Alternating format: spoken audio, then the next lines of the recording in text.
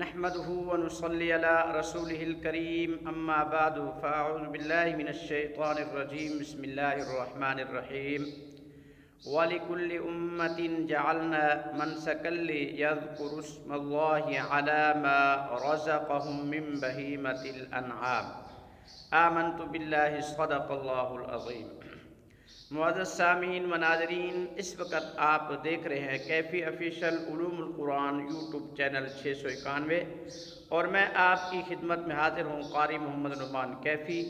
آج جس چیز پہ میں گفتگو کرنا چاہتا ہوں کہ قربانی کے جانور کے اندر عیب اگر پیدا ہو جائے تو وہ اس کے جانور کا کیا حکم ہے اور وہ کون سے عیوب ہیں کہ جن کی وجہ سے قربانی کے جانور میں قربانی کرنے میں خلل پیدا ہو جاتا ہے، یعنی ان عیوب کی وجہ سے اس جانور کی قربانی جائز نہیں ہوتی۔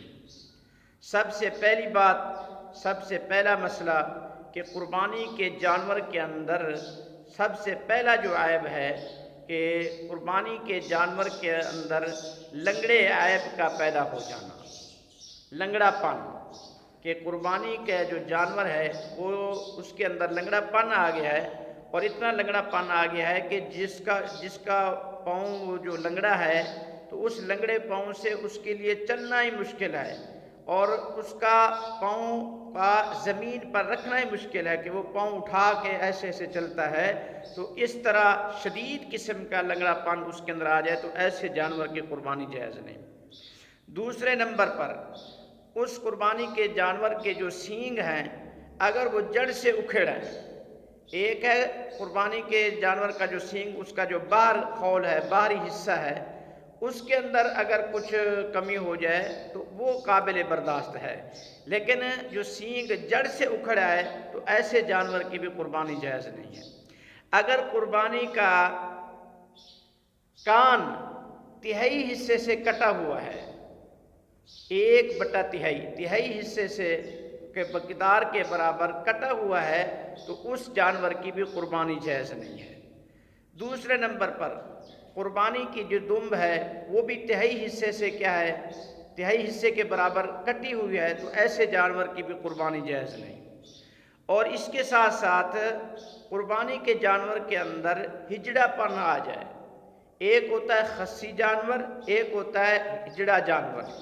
خصی اس کو کہتے ہیں کہ وہ قربانی کا جانور مذکر نر جس کو بعد کے اندر خصی کر لیا جائے اور اس جانور کی قربانی کرنا جائز ہے، افضل ہے۔ ہاں ایسا جو پیدائشی طور پر کیا ہو، انسا ہو، ہجڑا ہو، ایسے جانور کی بھی قربانی جائز نہیں ہے۔ تو خلاصہ کیا نکلا کہ قربانی کے جانوروں کے اندر عیوبات ہوں تو ایسے جانور کی قربانی جائز نہیں ہے۔ تو جانور کا ہر لحاظ سے صحت مند ہونا، درست ہونا ضروری ہے۔ آنکھ اور اس کے کان اور اس طرح اس کے پاؤں کا چلنا، زبان، یہ ساری کی ساری چیزیں کیا ہوں، صحیح سالم ہوں۔ اگر زبان کٹی ہوئی ہے تو زبان کے اندر بھی یہی مسئلہ ہے، ٹھیک ہے، تہائی حصے کی مقدار کے برابر کیا کٹی ہوئی ہے تو ایسے جانور کی قربانی جائز نہیں ہے۔ اور قربانی کے جانور کے جو دانت ہیں وہ کثرت سے گر چکے ہیں، 1 یا 2 دانت ہیں اس کا مسئلہ نہیں ہے، کثرت کے ساتھ اس کے دانت گرے ہوئے ہیں جس کی وجہ سے اس کے لیے قربانی کا چارہ کھانا بھی کیا ہے، مشکل ہے، تو ایسے جانور کی بھی قربانی جائز نہیں ہے۔ ان مسائل کو اچھی طریقے سے یاد کریں اور ان عیوبات سے ہٹ کے اپنے جانوروں کی قربانی کریں۔ جب قربانی کا جانور خریدنا ہو یا کسی جانور میں آپ بڑا جانور ہے آپ اس میں ماشاءاللہ شراکت کرنا چاہتے ہیں تو ان عیوبات کو مد نظر رکھ لیں۔